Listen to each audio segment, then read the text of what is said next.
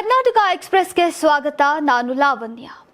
ರಾಜ್ಯ ಕಾಂಗ್ರೆಸ್ನಲ್ಲಿ ಮತ್ತೆ ಕುರ್ಚಿ ಕಾದಾಟ ಗರಿಗೆದರುವಂತಹ ಲಕ್ಷಣಗಳು ಕಾಣ್ತಾ ಇದೆ. ದೆಹಲಿಯಲ್ಲಿರೋ ಡಿಕೆ ಶಿವಕುಮಾರ್ ಅವರು ಪವರ್ ಗೇಮ್ ಶುರು ಮಾಡಿದ್ರ ಎನ್ನುವ ಅನುಮಾನ ಪ್ರಶ್ನೆ ಮೂಡಿದೆ. ಇತ್ತ ಸಿದ್ದರಾಮಯ್ಯ ಸೈಲೆಂಟ್ ಆಗಿದ್ರೆ ಬರದವರು ಆಕ್ಟಿವ್ ಆಗುತ್ತಾರೆ. ಮತ್ತೊಂದೆಡೆ ಬೈ ಎಲೆಕ್ಷನ್ ರಿಸಲ್ಟ್ಗೂ ಮುನ್ನಾನೇ ಈಗ ಡಿಕೆ ಶಿವಕುಮಾರ್ ಅಚ್ಚರಿ ಹೇಳಿಕೆಯನ್ನ ನೀಡಿದ್ದು ಪಾಲಿಟಿಕ್ಸ್ ನಲ್ಲಿ ರಾನ ರೋಚಕ ಟ್ವಿಸ್ಟ್ ನಿರೀಕ್ಷೆ ಹೆಚ್ಚಿದೆ.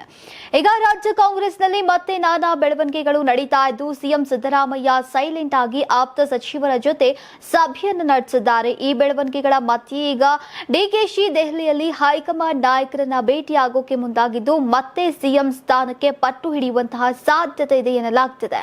ದೆಹಲಿಯಲ್ಲಿರುವಂತಹ ಡಿಸಿಎಂ ಡಿಕೆ ಶಿವಕುಮಾರ್ ಅವರು ಮತ್ತೆ ತಮ್ಮ ವರಸೆ ಶುರು ಮಾಡಿದ್ದಾರೆ. ದೆಹಲಿಗೆ ಬರ್ತಾ ಇದ್ದಂತೆ ನಾನು ಇಲ್ಲಿ ಗಾಳಿ ಕುಡಿಯೋಕೆ ಬಂದಿಲ್ಲ ಅಂತ ರಾಂಗ್ ಆಗಿದ್ದಾರೆ. ಹೈಕಮಾಂಡ್ ನಾಯಕರನ್ನ ಭೇಟಿಯಾಗಿದ್ದು ಮಾಹಿತಿ ಬಹಿರಂಗ ಮಾಡಲ್ಲ ಎಂದಿದ್ದಾರೆ. ಅಲ್ಲದೆ ಯಾರಿಗೆ ಯಾರು ಆಪ್ತರೋ ನನಗೆ ಗೊತ್ತಿಲ್ಲ ಅಂತ ಸಿಎಂ ಆಪ್ತರ ಕುರಿತಂತಹ ಪ್ರಶ್ನೆಗೆ ತೀಕ್ಷ್ಣವಾಗಿ ಉತ್ತರಿಸಿದ್ದಾರೆ. ಪರೋಕ್ಷವಾಗಿ ತಮ್ಮ ಪರ ಸಂಪುಟ ಸಭೆಯಲ್ಲಿ ದನಿ ಎತ್ತುವುದರ ಜೊತೆಗೆ ಮುಖ್ಯಮಂತ್ರಿ ಸಿದ್ದರಾಮಯ್ಯ, ಉಪಮುಖ್ಯಮಂತ್ರಿ ಡಿಕೆ ಶಿವಕುಮಾರ್ಗೂ ಮನವರಿಕೆ ಯತ್ನಿಸಿದಂತಹ ಸಚಿವ ಸತೀಶ್ ಜಾರಕಿಹೊಳಿ ಅವರನ್ನ ಸಚಿವ ಜಮೀರ್ ಅಹಮದ್ ಭೇಟಿಯಾಗಿ ಮುಂದಿನ ನಡೆ ಬಗ್ಗೆ ಚರ್ಚೆ ನಡೆಸಿದ್ರು. ಸಿಎಂ ಜೊತೆಗೆ ಅವರ ಆಪ್ತ ವಲಯದಿಂದ ಮುಂದಿನ ನಡೆಗಳು ಹೇಗಿರಬೇಕು, ಸಾಧ್ಯವಾದರೆ ದೆಹಲಿಗೆ ಭೇಟಿ ನೀಡುವುದು ಸೇರಿ ಹಲವು ವಿಷಯಗಳ ಕುರಿತು ಸಮಾಲೋಚನೆ ನಡೆಸಲಾಗಿದೆ ಅಂತ ಮೂಲಗಳು ತಿಳಿಸಿವೆ. ಇದಕ್ಕೆ ಪೂರಕವಾಗಿ ಬುಧವಾರ ರಾತ್ರಿ ಮುಖ್ಯಮಂತ್ರಿ ಸಿದ್ದರಾಮಯ್ಯ ಹಾಗೂ ಅವರ ಆಪ್ತವನ್ನ ಸೇರಿ ಈಗ ಇದೇ ವಿಚಾರವಾಗಿ ಚರ್ಚೆಯನ್ನ ನಡೆಸಿದೆ. ಎದುರಾಳಿ ಬನಕ್ಕೆ ಓಟಕ್ಕೆ ಈಗ ಬ್ರೇಕ್ ಹಾಕಬೇಕು, ಇದಕ್ಕಾಗಿ ಸಿಎಂ ಮೌನ ಮುರಿದು ಮಧ್ಯ ಪ್ರವೇಶಿಸಬೇಕು ಎಂಬ ಒತ್ತಾಯ ಕೂಡ ಕೇಳಿ ಬಂತು ಎನ್ನಲಾಗಿದೆ. ಗೌಪ್ಯ ಸಭೆ ನಡೆಸಿದರ ಬಗ್ಗೆ ಮಾತನಾಡಿ ಘಟಾನುಘಟಿ ನಾಯಕರು ಸೇರಿದ್ವು, ಸಿಎಂ ಮಧ್ಯ ಪ್ರವೇಶ ಮಾಡಬೇಕು ಅಂತ ಚರ್ಚೆ ಮಾಡಿದ್ದೇವೆ ಅಂತ ಸ್ಪಷ್ಟಪಡಿಸಿದ್ರು. ಮತ್ತೊಂದೆಡೆ ಜಾರಕಿಹೊಳಿ ಅವರನ್ನ ಭೇಟಿಯಾದಂತಹ ಜಮೀರ್ ಸುದ್ದಿಗಾರರೊಂದಿಗೆ ಮಾತನಾಡಿ ಈ ಭೇಟಿ ಹೊಸದೇನಲ್ಲ, ವಾರಕ್ಕೆ 2 ಬಾರಿ ಭೇಟಿಯಾಗ್ತೇನೆ. ಮೊನ್ನೆ ಕೂಡ ನಾವಿಬ್ರು ಸೇರಿದ್ವು, ನನ್ನನ್ನ ಯಾರು ಕೂಡ ಟಾರ್ಗೆಟ್ ಮಾಡಿಲ್ಲ, ನಾನೊಬ್ನೇನಾ ಮುಸ್ಲಿಂ ನಾಯಕ ಇರೋದು, ನಾನು ನಾಯಕ ಅಲ್ಲ, ನಾನೊಬ್ಬ ಸೇವಕ ಅಂತ ಹೇಳಿದ್ದಾರೆ. ಕೆಪಿಸಿಸಿ ಅಧ್ಯಕ್ಷ ಸ್ಥಾನ, ಸಚಿವ ಸಂಪುಟ ಪುನರ್ರಚನೆ ಸೇರಿದಂತೆ ಈಗ ಹಲವು ವಿಚಾರಗಳ ಬಗ್ಗೆ ತೀರ್ಮಾನ ಆಗಬೇಕಿದೆ. ಆ ಹಿಂದೆ ಒಗ್ಗೂಡಿಸುವಂತಹ ಕೆಲಸ ಆಗಬೇಕು ಅಂತ ಸಚಿವ ಸತೀಶ್ ಜಾರಕಿಹೊಳಿ ಹೇಳಿದ್ದಾರೆ. ಸುದ್ದಿಗಾರರೊಂದಿಗೆ ಗುರುವಾರ ಮಾತನಾಡಿದಂತಹ ಅವರು ಬುಧವಾರ ಸಂಜೆ ನಡೆದಂತಹ ಸಚಿವರ ಸಭೆಯಲ್ಲಿ ಅಷ್ಟೇನು ಪ್ರಮುಖ ವಿಷಯಗಳ ಬಗ್ಗೆ ಚರ್ಚೆಯಾಗಿಲ್ಲ, ಅದು ಸರ್ಜರಿ ಅಲ್ಲ, ಜನರಲ್ ಚೆಕ್ಅಪ್ ಅಷ್ಟೇ ಎಂದಿದ್ದಾರೆ. ಸಚಿವ ಸಂಪುಟ ಪುನರ್ರಚನೆಯಾಗಬೇಕು, ಅಧ್ಯಕ್ಷ ಸ್ಥಾನ ಬದಲಾವಣೆ ಸೇರಿದಂತೆ ಹಲವು ವಿಚಾರವಿದ್ದು ಅವೆಲ್ಲ ತೀರ್ಮಾನ ಆಗಬೇಕಿದೆ. ಪರಿಶಿಷ್ಟ ಜಾತಿಯಲ್ಲಿನ ಒಳ ಮೀಸಲಾತಿ ಜಾರಿ ಬಗ್ಗೆ ಈಗ ಗೊಂದಲ ಉಂಟಾಗಿದೆ. ಹೀಗಾಗಿ ಶುಕ್ರವಾರ ವಿಶೇಷ ಸಚಿವ ಸಂಪುಟ ಸಭೆ ಕರೆಯಲಾಗಿದ್ದು ಈ ಬಗ್ಗೆ ಕೂಡ ಚರ್ಚೆಯಾಗಿದೆ. ಈಗ ಜೊತೆಗೆ ಅಲ್ಪಸಂಖ್ಯಾತರು ಒಂದೇ ವೇದಿಕೆ ಆಡಿ ಬರಬೇಕು, ಅವರು ಇಬ್ಬಾಗ ಆಗುವುದು ಪಕ್ಷಕ್ಕೆ ಒಳ್ಳೆಯದಲ್ಲ. ಹೀಗಾಗಿ ಮುಖ್ಯಮಂತ್ರಿ ಸಿದ್ದರಾಮಯ್ಯ ಅವರು ಮಧ್ಯ ಪ್ರವೇಶ ಮಾಡಬೇಕು ಅಂತ ಹೇಳಿದ್ದೇವೆ ಅಂತ ಸತೀಶ್ ಜಾರಕಿಹೊಳಿ ಅವರು ತಿಳಿಸಿದ್ದಾರೆ. ಉಪಮುಖ್ಯಮಂತ್ರಿ ಡಿಕೆ ಶಿವಕುಮಾರ್ ಅವರು ಶುಕ್ರವಾರ ನವದೆಹಲಿಯಲ್ಲಿ ರಕ್ಷಣಾ ಸಚಿವ ರಾಜನಾಥ್ ಸಿಂಗ್ ಅವರನ್ನ ಭೇಟಿ ಮಾಡಿ ಬೆಂಗಳೂರಿನ ರಕ್ಷಣಾ ವಿಮಾನ ನಿಲ್ದಾಣಗಳ ಸುತ್ತಲೂ ವಿಧಿಸಲಾಗಿರುವಂತಹ ಎತ್ತರ ನಿರ್ಬಂಧಗಳ ಕುರಿತು ಚರ್ಚಿಸಿದ್ದಾರೆ. ನಗರದ ಹಲವಾರು ಭಾಗಗಳಲ್ಲಿನ ಅಭಿವೃದ್ಧಿಯ ಮೇಲೆ ಈ ನಿರ್ಬಂಧಗಳ ಪರಿಣಾಮದ ಬಗ್ಗೆ ಡಿಸಿಎಂ ಕಳವಳವನ್ನ ವ್ಯಕ್ತಪಡಿಸಿ ಬೆಂಗಳೂರಿನ ಬೆಳವಣಿಗೆಯನ್ನ ಬೆಂಬಲಿಸುವಾಗ ವಾಯುಯಾನ ಸುರಕ್ಷತೆಯನ್ನ ಖಾತ್ರಿಪಡಿಸುವ ಸಮತೋಲಿತ ವಿಧಾನವನ್ನ ಪರಿಗಣಿಸುವಂತೆ ರಕ್ಷಣಾ ಸಚಿವರನ್ನ ಒತ್ತಾಯಿಸಿದ್ದಾರೆ. ಎಕ್ಸ್ಪೋಸ್ಟ್ ಮಾಡಿರುವಂತಹ ಡಿಕೆ ಶಿವಕುಮಾರ್ ಬೆಂಗಳೂರಲ್ಲಿರುವಂತಹ ರಕ್ಷಣಾ ವಿಮಾನ ನಿಲ್ದಾಣಗಳ ಸುತ್ತಲೂ ಕೂಡ ಎತ್ತರದ ನಿರ್ಬಂಧಗಳನ್ನ ವಿಧಿಸಲಾಗ್ತಾ ಇರುವಾಗ ನಿರ್ಮಾಣಕ್ಕೆ ಎನ್ಒಸಿಗಳನ್ನ ನೀಡ್ತಾ ಇರುವ ಬಗ್ಗೆ ನವದೆಹಲಿಯಲ್ಲಿ ರಕ್ಷಣಾ ಸಚಿವ ರಾಜನಾಥ್ ಸಿಂಗ್ ಅವರೊಂದಿಗೆ ರಚನಾತ್ಮಕ ಸಭೆ ನಡೆಸಲಾಯಿತು. ಈ ನಿರ್ಬಂಧಗಳು ವಿಶೇಷವಾಗಿ HAL ಮತ್ತು ಯಲಹಂಕ ವಾಯು ನೆಲೆಗಳ ಸುತ್ತಲೂ ಕೂಡ ನಗರದ ಹಲವಾರು ಭಾಗಗಳಲ್ಲಿನ ಅಭಿವೃದ್ಧಿಯ ಮೇಲೆ ಪರಿಣಾಮ ಬೀರ್ತಾ ಇವೆ. ನಿಯಮಗಳು ವಿಮಾನ ನಿಲ್ದಾಣಗಳ ಸುತ್ತಲಿನ ದೊಡ್ಡ ಪ್ರದೇಶಗಳನ್ನ ಅಂತ ಹೇಳ್ಕೊಂಡಿದ್ದಾರೆ. ರಾಜ್ಯ ರಾಜಕಾರಣದಲ್ಲಿ ಈಗ ಮೇ 5 ಅನ್ನೋ ಡೇಟ್ ದೊಡ್ಡ ಸಂಚಲನವನ್ನ ಮೂಡಿಸಿದೆ. ಹೌದು, ಕಾಂಗ್ರೆಸ್ ಸರ್ಕಾರ ಸುಭದ್ರವಾಗಿದೆ ಅಂತ ಸಿದ್ದರಾಮಯ್ಯ ಮತ್ತು ಡಿಕೆಶಿ ಹೇಳ್ತಾ ಇರುವಾಗಲೇ ಈಗ ತುಮಕೂರು ಗ್ರಾಮಾಂತರ ಬಿಜೆಪಿ ಶಾಸಕ ಬಿ ಸುರೇಶ್ ಗೌಡ ಒಂದು ಭೀಕರ ಭವಿಷ್ಯವನ್ನ ನುಡಿದಿದ್ದಾರೆ. ಮೇ 5 ನಂತರ ರಾಜ್ಯ ರಾಜಕಾರಣದಲ್ಲಿ ದೊಡ್ಡ ಕ್ರಾಂತಿಯಾಗಿ ಸರ್ಕಾರವೇ ಉರುಳಿ ಹೋಗುತ್ತೆ ಅಂತ ಸುರೇಶ್ ಗೌಡ ಹೊಸ ಬಾಂಬ್ ಅನ್ನ ಸಿಡಿಸಿದ್ದಾರೆ. ತುಮಕೂರಿನಲ್ಲಿ ಮಾಧ್ಯಮಗಳೊಂದಿಗೆ ಮಾತನಾಡಿದಂತಹ ಸುರೇಶ್ ಗೌಡ ಕಾಂಗ್ರೆಸ್ ಸರ್ಕಾರದ ಆಂತರಿಕ ಕಚ್ಚಾಟದ ಬಗ್ಗೆ ಸ್ಫೋಟಕ ಮಾಹಿತಿಯನ್ನ ಹೊರಹಾಕಿದ್ದಾರೆ. ಪಂಚರಾಜ್ಯಗಳ ಫಲಿತಾಂಶ ಬರ್ತಾ ಇದ್ದಂತೆ ಕರ್ನಾಟಕದಲ್ಲಿ ಅಲ್ಲೋಲ ಕಲ್ಲೋಲ ಸೃಷ್ಟಿಯಾಗ್ತಾ ಇದೆ. ಸಿದ್ದರಾಮಯ್ಯ ಸರ್ಕಾರ ಪತನಗೊಂಡು ರಾಜ್ಯದಲ್ಲಿ ರಾಷ್ಟ್ರಪತಿ ಆಳ್ವಿಕೆ ಜಾರಿಯಾದ್ರೂ ಆಶ್ಚರ್ಯ ಇಲ್ಲ ಅಂತ ಗುಡುಗಿದ್ದಾರೆ. ಆಶ್ಚರ್ಯ ವಿಷಯ ಅಂದ್ರೆ ಮೇ 10ಕ್ಕೆ ಡಿಕೆ ಶಿವಕುಮಾರ್ ಸಿಎಂ ಆಗೋಕೆ ಮುಹೂರ್ತ ಫಿಕ್ಸ್ ಮಾಡಿಕೊಂಡಿದ್ದಾರೆ ಅನ್ನೋ ಸುದ್ದಿಯನ್ನ ಈಗ ಸುರೇಶ್ ಗೌಡ ಅವರು ಬಹಿರಂಗಪಡಿಸಿದ್ದಾರೆ. ಇವತ್ತೇ ಚುನಾವಣೆ ನಡೆದರೂ ಕೂಡ ಬಿಜೆಪಿ ಜೆಡಿಎಸ್ ಮೈತ್ರಿಕೂಟ 175ಕ್ಕೂ ಹೆಚ್ಚು ಸ್ಥಾನ ಗೆದ್ದು ಅಧಿಕಾರಕ್ಕೆ ಬರುತ್ತೆ.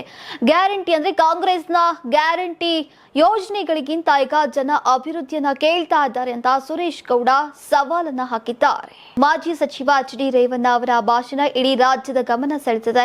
ಆಂಜನೇಯ ಸ್ವಾಮಿ ದೇವಾಲಯದ ಉದ್ಘಾಟನಾ ಕಾರ್ಯಕ್ರಮದಲ್ಲಿ ಭಾಗವಹಿಸಿದಂತಹ ರೇವಣ್ಣ ಅವರು ಮಾತು ಆರಂಭಿಸ್ತಾನೆ ಭಾವುಕರಾಗಿ ಕಣ್ಣೀರಿಟ್ಟಿದ್ದಾರೆ. ರಾಜ್ಯ ಕಾಂಗ್ರೆಸ್ ಸರ್ಕಾರದ ವಿರುದ್ಧ ಅತ್ಯಂತ ಕಠಿಣ ಶಬ್ದಗಳಿಂದ ವಾಗ್ದಾಳಿ ನಡೆಸಿದ ಅವರು ಒಂದು ಗಂಭೀರ ಸವಾಲನ್ನ ಎಸೆದಿದ್ದಾರೆ. ಈ ರಾಜ್ಯದಲ್ಲಿ ಇಂತಹ ಕೆಟ್ಟ ಸರ್ಕಾರವನ್ನ ನಾನು ನನ್ನ ಜೀವನದಲ್ಲೇ ನೋಡಿಲ್ಲ ಅಂತ ಆಕ್ರೋಶವನ್ನ ಹೊರಹಾಕಿದ ರೇವಣ್ಣ ಅವರು ಕಾರ್ಯಕರ್ತರಿಗೆ ಧೈರ್ಯ ತುಂಬುವಂತಹ ಕೆಲಸವನ್ನ ಮಾಡಿದ್ದಾರೆ. ನಮ್ಮ ಕಾರ್ಯಕರ್ತರಿಗೆ ನೋವಾಗ್ತಾ ಇದೆ, ಎಷ್ಟೇ ನೋವಾದ್ರೂ ಕೂಡ 1.5 ವರ್ಷ ಸಹನೆ ಇಡಿ ಮಾಡಿರುವಂತಹ ಪ್ರತಿಯೊಂದು ಬಡ್ಡಿ ಸಮೇತ ತೀರಿಸದೆ ಹೋದ್ರೆ ನನ್ನನ್ನ ರೇವಣ್ಣ ಅಂತ ಕರೆಯಬೇಡಿ ಅಂತ ಚಾಲೆಂಜ್ ಅನ್ನ ಹಾಕಿದ್ದಾರೆ.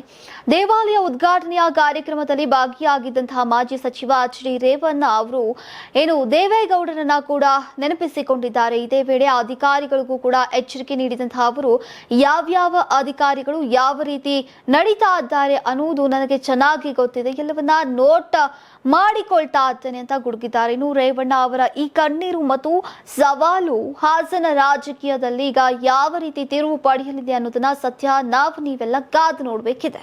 ನನ್ನ ಅಣ್ಣ ಎಚ್.ಡಿ. ರೇವಣ್ಣ ಸಾಕಷ್ಟು ಜನಪರ ಕೆಲಸವನ್ನ ಮಾಡಿದ್ದಾರೆ. ಅದೆಷ್ಟು ದೇವಸ್ಥಾನ ಕಟ್ಟಿದ್ದಾರೋ, ಇಡೀ ಹೊಳೆ ನರಸೀಪುರ ಹಾಸನ ಜಿಲ್ಲೆಯೊಳಗೆ ಸಾಕಷ್ಟು ದೇವಾಲಯಗಳನ್ನ ಕಟ್ಟಿಸಿದ್ದಾರೆ. ದೇವರ ಮೇಲೆ ಅವರಿಗೆ ಅತೀವ ನಂಬಿಕೆ ಇದೆ ಅಂತ ಸಹೋದರ ಕೇಂದ್ರ ಸಚಿವ ಎಚ್.ಡಿ. ಕುಮಾರಸ್ವಾಮಿ ಅವರು ಹೇಳಿದ್ದಾರೆ.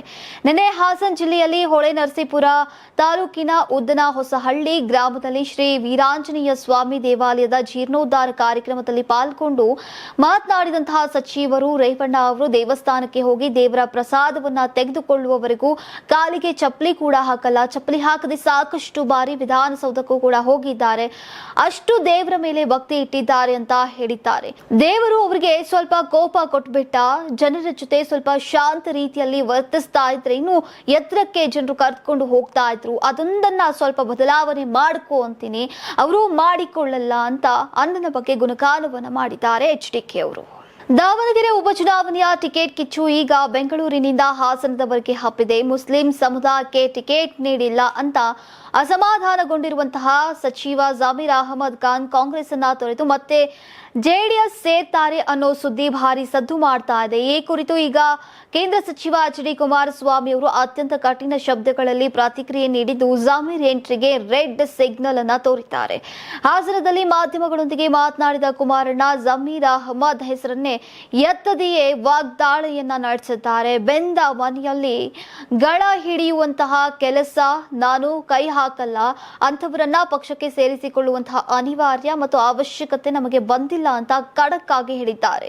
ಅಷ್ಟೇ ಅಲ್ಲ, ಹಿಂದೆ ಅವರನ್ನ ನಂಬಿ ಅನುಭವಿಸಿದ್ದು ಸಾಕು, ರಾಜಕೀಯ ಶಕ್ತಿ ಬರುತ್ತೆ ಅನ್ನೋ ಕಾರಣಕ್ಕೆ ಇಂತಹ ಕೆಲಸ ಮಾಡಲ್ಲ ಅಂತ ತಮ್ಮ ನಿಲುವನ್ನ ಸ್ಪಷ್ಟಪಡಿಸಿದ್ದಾರೆ. ಇದೇ ವೇಳೆ ತಮ್ಮ ಆರೋಗ್ಯದ ಬಗ್ಗೆ ಕೂಡ ಭಾವುಕರಾಗಿ ಮಾತನಾಡಿದಂತಹ ಎಚ್.ಡಿ.ಕೆ ಅವರು ಭಗವಂತ ನನಗೆ 5 ಬಾರಿ ಜೀವನವನ್ನ ಕೊಟ್ಟಿದ್ದಾನೆ, ಬದುಕುಳಿಯೋಕೆ ನಾನು ಪಟ್ಟಿರುವಂತಹ ಕಷ್ಟ ನನಗೆ ಗೊತ್ತು ಅಂತ ಅಧಿಕಾರಕ್ಕಿಂತ ತಮಗೆ ಜನರ ನಂಬಿಕೆ ಮುಖ್ಯ ಅನ್ನೋದನ್ನ ಒತ್ತಿ ಹೇಳಿದ್ದಾರೆ. ಹಿರಿಯ ಬಿಜೆಪಿ ನಾಯಕ ಬಿಎಸ್ ಯಡಿಯೂರಪ್ಪ ಅವರ 5 ದಶಕಗಳ ರಾಜಕೀಯ ಜೀವನವನ್ನು ಆಚರಿಸುವ ಕಾರ್ಯಕ್ರಮವು ಮೇ 9ರಂದು ಚಿತ್ರದುರ್ಗದಲ್ಲಿ ನಡೆಯಲಿದೆ. ಈ ಕಾರ್ಯಕ್ರಮದಲ್ಲಿ ಕೇಂದ್ರ ಗೃಹ ಸಚಿವ ಅಮಿತ್ ಶಾ ಅವರು ಮಾಜಿ ಮುಖ್ಯಮಂತ್ರಿ ಬಿಎಸ್ ಯಡಿಯೂರಪ್ಪ ಅವರನ್ನ ಸನ್ಮಾನಿಸಲಿದ್ದಾರೆ. ಮೇ 8ರಂದು ಸಂಜೆ 6 ಗಂಟೆಗೆ ಯಡಿಯೂರಪ್ಪನವರನ್ನ ಚಿತ್ರದುರ್ಗ ನಗರಕ್ಕೆ ಸ್ವಾಗತಿಸುವಂತಹ ಕಾರ್ಯಕ್ರಮ ಕೂಡ ನಡೆಯಲಿದೆ. ನಿನ್ನೆ ಜಂಟಿ ಪತ್ರಿಕಾಗೋಷ್ಠಿಯಲ್ಲಿ ಕಾರ್ಯಕ್ರಮದ ವಿವರಗಳನ್ನು ಹಂಚಿಕೊಂಡಂತಹ ರಾಜ್ಯ ಬಿಜೆಪಿ ಅಧ್ಯಕ್ಷ ಬಿವೈ ವಿಜೇಂದ್ರ ಹಾಗೂ ಚಿತ್ರದುರ್ಗ ಸಂಸದ ಗೋವಿಂದ ಕಾರಜೋಳ ಅವರು ಲಕ್ಷಾಂತರ ಜನರು ಭಾಗವಹಿಸುವಂತಹ ನಿರೀಕ್ಷೆ ಇದೆ ಅಂತ ಹೇಳಿದ್ದಾರೆ. ಯಡಿಯೂರಪ್ಪನವರು 50 ವರ್ಷಗಳಿಂದ ಸಾರ್ವಜನಿಕ ಜೀವನದಲ್ಲಿ ಸಕ್ರಿಯರಾಗಿದ್ದಾರೆ. ಅವರು ರೈತರಿಗಾಗಿ ಹೋರಾಟವನ್ನ ಮಾಡಿದ್ದಾರೆ, ಹಿಂದುಳಿದಂತಹ ವರ್ಗಗಳ ಕಲ್ಯಾಣಕ್ಕಾಗಿ ಕೆಲಸವನ್ನ ಮಾಡಿದ್ದಾರೆ ಹಾಗೂ ಸಾಮಾಜಿಕ ನ್ಯಾಯಕ್ಕೆ ಹೋರಾಟವನ್ನ ಮಾಡಿದ್ದಾರೆ. ಅವರ ಜೀವನ ಮತ್ತು ಸೇವೆಯನ್ನ ಯಡಿಯೂರಪ್ಪ ಅಭಿಮಾನೋತ್ಸವವಾಗಿ ಈಗ ಆಚರಿಸೋಕೆ ನಾವು ಸಿದ್ಧರಿದ್ದೇವೆ, ನಿರ್ಧರಿಸಿದ್ದೇವೆ ಅಂತ ಗೋವಿಂದ ಕಾರಜೋಳ ಅವರು ಹೇಳಿದ್ದಾರೆ. ಎಸ್ಎಸ್ಎಲ್ಸಿ ಫಲಿತಾಂಶದಲ್ಲಿ ದಕ್ಷಿಣ ಕನ್ನಡ ಪ್ರಥಮ ಸ್ಥಾನ ಮತ್ತು ಕಲಬುರಗಿ ಕೊನೆಯ ಸ್ಥಾನ ಪಡೆದಿರುವುದು ರಾಜಕೀಯ ವಿವಾದಕ್ಕೆ ಕಾರಣವಾಗಿದೆ. ಕರಾವಳಿ ಜಿಲ್ಲೆಯ ಬಗ್ಗೆ ಆರ್ಡಿಪಿಆರ್ ಮತ್ತು ಐಟಿಬಿಟಿ ಸಚಿವ ಪ್ರಿಯಾಂಕ್ ಖರ್ಗೆ ಅವರ ಹೇಳಿಕೆಗಳನ್ನು ಬಿಜೆಪಿ ಟೀಕಿಸಿದೆ. ದಕ್ಷಿಣ ಕನ್ನಡದಲ್ಲಿ ಕೋಮು ಉದ್ವಿಗ್ನತೆಯಿಂದ ಬಂಡವಾಳ ಹೂಡಿಕೆ ಮೇಲೆ ಪ್ರಭಾವ ಬೀರಿದೆ ಅಂತ ಪ್ರಿಯಾಂಕ್ ಖರ್ಗೆ ಅವರು ಹೇಳಿಕೆಯನ್ನ ನೀಡಿದ್ರು. ಆ ಸಮಯದಲ್ಲಿ ಬಿಜೆಪಿ ನಾಯಕರಿಂದ ಪ್ರಿಯಾಂಕ್ ಖರ್ಗೆ ತೀವ್ರ ಟೀಕೆಗೆ ಗುರಿಯಾಗಿದ್ರು. ಮಂಗಳೂರು ಉತ್ತರ ನಗರದ ಶಾಸಕ ವೈ ಭರತ್ ಶೆಟ್ಟಿ ಪ್ರಿಯಾಂಕ್ ಅವರನ್ನ ಟೀಕಿಸಿ ಅವರ ಆದ್ಯತೆಗಳನ್ನ ಪ್ರಶ್ನಿಸಿದ್ರು. ಎಸ್ಎಸ್ಎಲ್ಸಿ ಫಲಿತಾಂಶ ಉಲ್ಲೇಖಿಸಿ ದಕ್ಷಿಣ ಕನ್ನಡದ ಸ್ಥಿರ ಶೈಕ್ಷಣಿಕ ಸಾಧನೆ ಕಲಬುರಗಿಯ ಫಲಿತಾಂಶಗಳಿಗೆ ವ್ಯತಿರಿಕ್ತವಾಗಿದೆ ಅಂತ ಶೆಟ್ಟಿ ಹೇಳಿದ್ರು. ಮತ್ತು ಸಚಿವರು ತಮ್ಮ ಸ್ವಂತ ಜಿಲ್ಲೆಯಲ್ಲಿ ಶಿಕ್ಷಣ ಗುಣಮಟ್ಟವನ್ನ ಸುಧಾರಿಸುವತ್ತ ಗಮನ ಹರಿಸಬೇಕು ಅಂತ ಒತ್ತಾಯಿಸಿದ್ರು. ದಕ್ಷಿಣ ಕನ್ನಡ ಆರೋಗ್ಯ ಮತ್ತು ಮೂಲ ಸೌಕರ್ಯದಲ್ಲಿ ಉತ್ತಮ ಸ್ಥಾನವನ್ನ ಮಾಡಿದೆ. ಸಚಿವರು ನಮ್ಮ ಜಿಲ್ಲೆಯನ್ನ ಗುರಿಯಾಗಿಸಿಕೊಳ್ಳುವ ಬದಲು ತಮ್ಮ ಜಿಲ್ಲೆಯನ್ನ ಉನ್ನತೀಕರಿಸುವತ್ತ ಗಮನ ಹರಿಸಬೇಕು ಅಂತ ಭರತ್ ಶೆಟ್ಟಿ ಹೇಳಿದ್ರು. ನೀವು ಸಣ್ಣ ಆಗ್ಬೇಕಲ್ವಾ, ಅದು ಒಂದು ಉತ್ತಮ ಆಹಾರದಿಂದ ಸಣ್ಣ ಆಗ್ಬೇಕಲ್ವಾ. ಪ್ರತಿದಿನ ನಮ್ಮ ಜೀನಿ ಸ್ಲಿಮ್ ನ ಯೂಸ್ ಮಾಡಿ ಯಾವುದೇ ಸೈಡ್ ಎಫೆಕ್ಟ್ ಇಲ್ದಂಗೆ ನೀವು ಸಣ್ಣ ಆಗ್ತೀರಾ.